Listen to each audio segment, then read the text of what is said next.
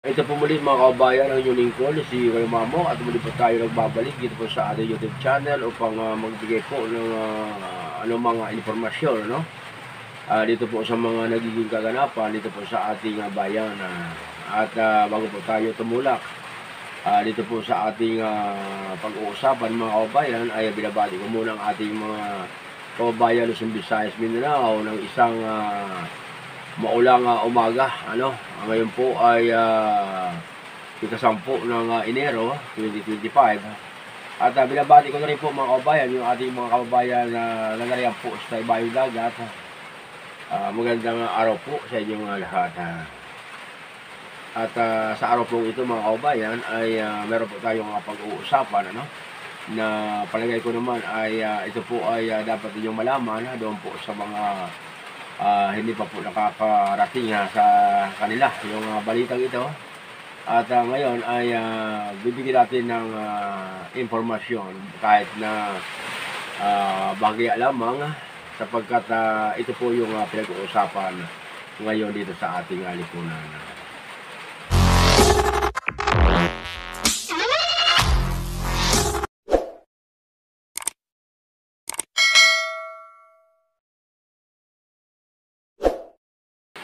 Ang pag-uusapan natin ngayon mga kababayan ay ito pong maaaring pag-reopen o pagbigay muli ng prangkisa dito po sa kilalang TV station, ito pong ABS-CBN, sapagkat kung maalala ninyo mga kababayan, ang ABS-CBN po ay tuluyan na pong binawian ng prangkisa ng National Telecommunication Commission noong 2020.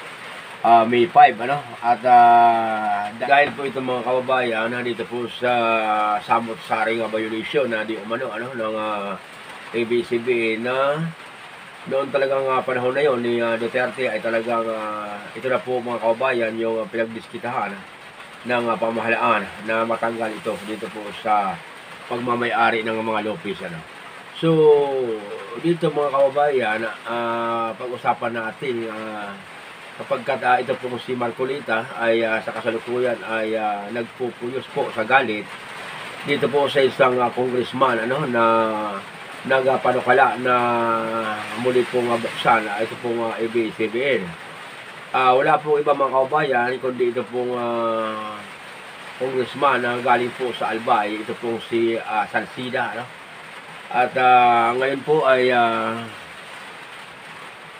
nagnanais po itong si Salcida na muli pong buksan ito upang ayon sa kanila ay may balik muli yung saya ng mga Pilipino sa pamamagitan ng mga programa dito po sa ABS-CBN at maibalik muli yung mga nawalang trabahante tulad noong mga nakarang yun ay halos 12,000 ang nawalang trabahante dito po sa ABS-CBN.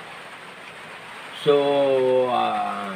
pakinggan po natin mga kababayan ito pong ulat hinggil po dito sa ating pinag-uusapan. Ay ng panukala sa Kamara na bigyan ng prangkisa ang ABS-CBN. Yung isang sila nagkain ng House Bill 11152. Sa ilalim po nito, bibigyan 25 taong prangkisa ang ABS-CBN para mag-operate ng telebisyon at radio broadcasting stations ang kumpanya. Itong ikalimang panukalang batas na nagsusulong mabigyan muli ng prangkisa ang ABS-CBN sa ilalim ng 19th Congress. May 5, 2020 nang tuluyang mawala sa Free TV ang ABS-CBN dahil sa inisyong cease and desist order ng National Telecommunications Commission. Kailangan natin yung free market of ideas and of course reporting on events, lalong-lalo na sa pananaw sa patungkol sa kung ano ang nangyayari sa ating bayan.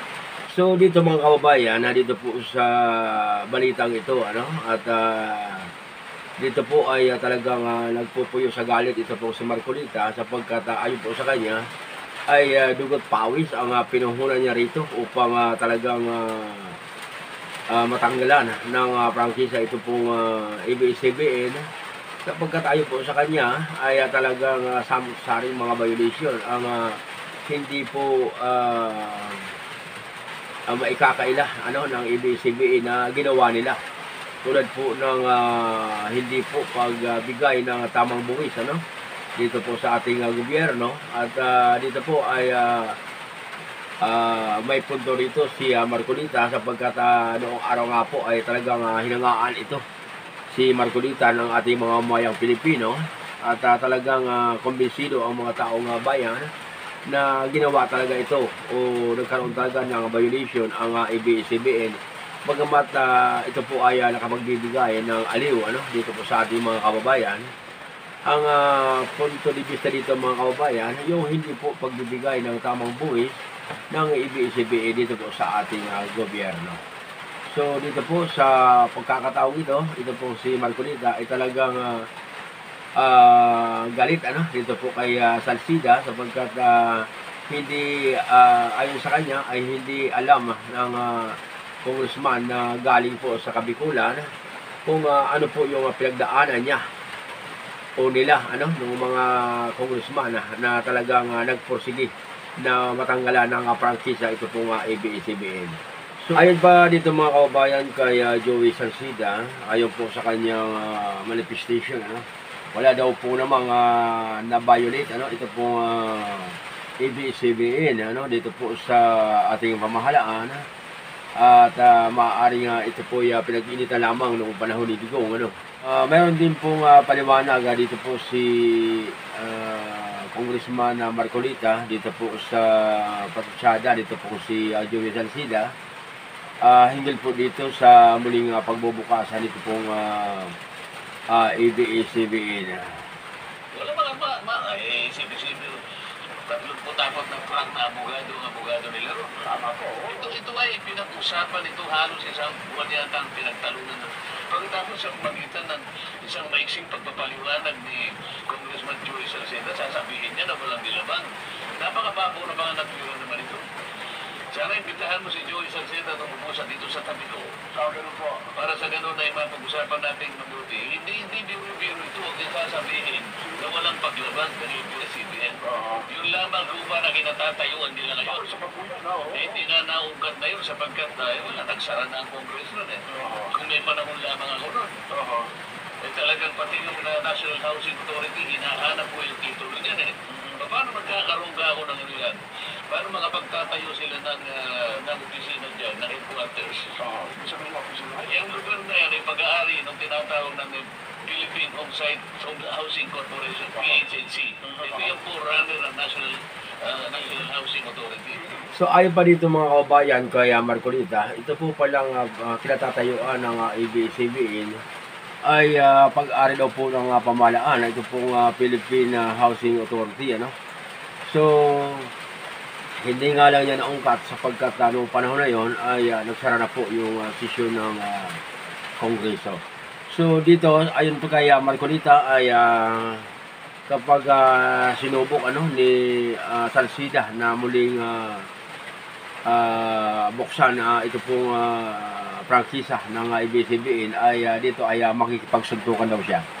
At ito nga po mga kaubayan, sa pamamagitan ng kanyang House Bill number 11152 ay dito po ay bibigyan muli ng prangkisa ito pong ABS-CBN ng 25 taon At kung ito man po ay matutuloy, ito pong si Marcolita ay talagang ayon sa kanya ay makikipagsuntukan siya rito.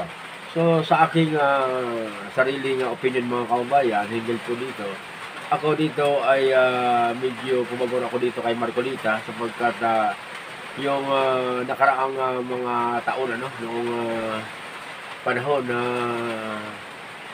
ito pong problema ng ABS-CBN ay nakasalang po ito sa Kongreso ng araw, ay doon po talaga ay nakita natin na bilyon pa rin yung tax na hindi pa po naibibigay ng ABS-CBN. Kaya ito po yung nagsilbing isa sa ground para tuluyan pong maisara ito pong ABS-CBN.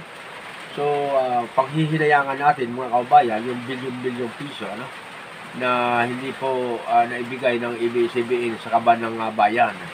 Kaya dito po ay pabor tayo dito kay Marcolita na may pasara itong ABS-CBN noon Ngunit ngayon mga kababayan ay muli pong nagapanukala itong si Salcida.